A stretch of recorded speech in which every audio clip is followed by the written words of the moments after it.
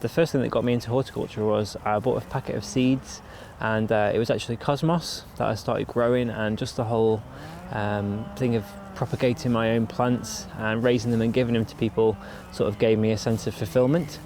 The job that I was in before was an NHS career, and I'd worked mainly in an office environment for most of my life, but sort of felt that it wasn't where I wanted to be.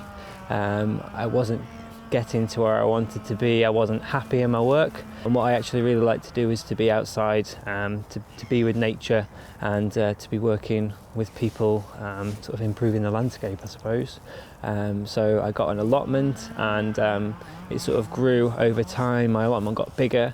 I was helping out with sort of community work within my allotment, and then I started to volunteer at a sweet pea nursery that works at they display at Chelsea, and they display at some of the other RHS shows as well.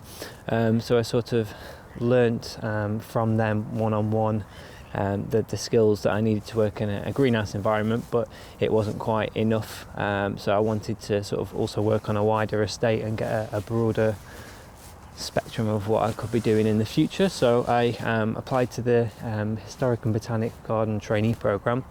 Was successful in getting a position here, and was lucky that the Trentham estate is within my local area, so I feel sort of a sense of fulfilment working here, because I feel like I'm contributing towards the county that I'm from.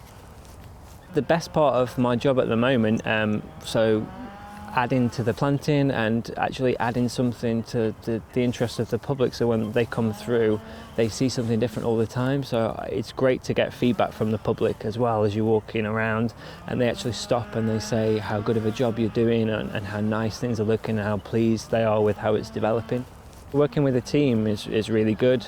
In an office environment it's totally different, but coming out here and you've got to work with volunteers, you've got to work with a large team over a large area, your sort of organisational skills get a lot better, your communication skills get stronger as well, because you're actually having to talk about who's going to be working in each area, and you need to make the time that you've got work as well. The rotation for the trainees, each of us do 4 months in every area, and there are 3 areas, so that works out quite well. So I started out on the Italian, Naomi started on the woodland, and Mike started out on the east side. And then at the start of the year, we all rotated around, so it's a good opportunity for us to see all aspects of the estate. Coming into this job, I'd never used any kind of machinery.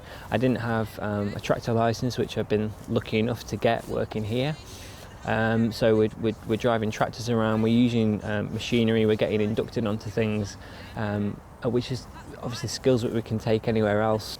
Working with the other guys like Mike and Naomi, we've formed a really good friendship, and it's been useful having other trainees to speak to, because you can bounce ideas off each other. You're all at the same sort of skill level, but you've all got different areas of expertise, and you can pull all of those things together, and it helps to build on your skills as well. I recommend the job as a gardener. Certainly someone like me who felt that their life wasn't really going anywhere, and they weren't getting much happiness out of the daily grind of working in an office. This has been like an absolute eye-opener, and I've never been as happy as I am working in a garden.